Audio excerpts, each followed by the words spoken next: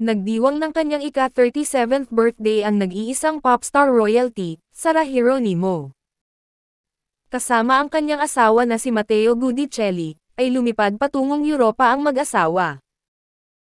Binahagi ni Matteo ang kanilang experience sa pagsakay sa business class, kung saan ay may sariling shower ang kanilang eroplano.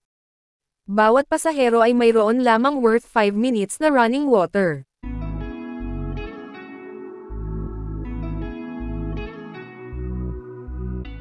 Nagtungo muna sa London ang mag-asawa. Kumain ng English breakfast at naglibot-libot sa mga gardens. Parang gumamelo sa atin.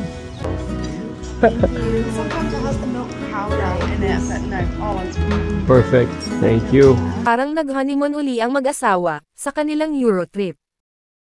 Kung saan-saan pa naglibot ang celebrity couple. Ang pag-document nila ay para na rin dinala ni Sarah at Matteo, ang kanilang mga tagahanga, sa iba't ibang lugar sa England.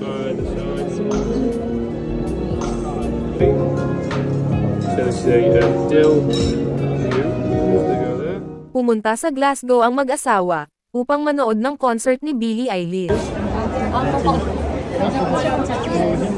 kung saan ay muntik ng mapagkamalang alak, ang hand sanitizer na dala ni Sarah.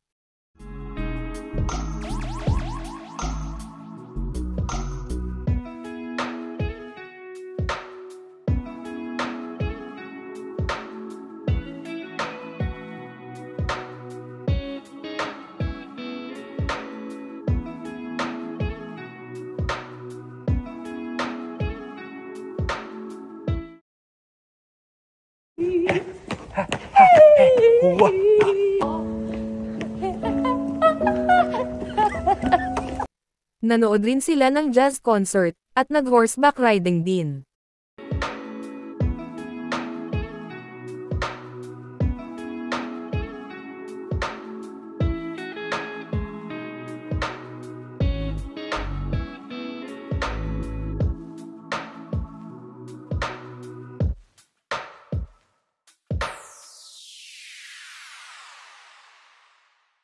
Sa araw ng kaarawan ni Sarah ay nag-French dinner ang mag-asawa, sa restaurant kung saan sila nakastay. Isang simple, elegant at intimate celebration para sa couple. Everything tutu bene. Ngayon ay lumalago na ang business ng mag-asawa. Bukod sa G Productions, G Studios, Gudicelli Foundation, nag-launch na rin sila ng kanilang record label, ang G Music, kung saan ay nag-collaboration sila kasama ang P-pop group na SB19.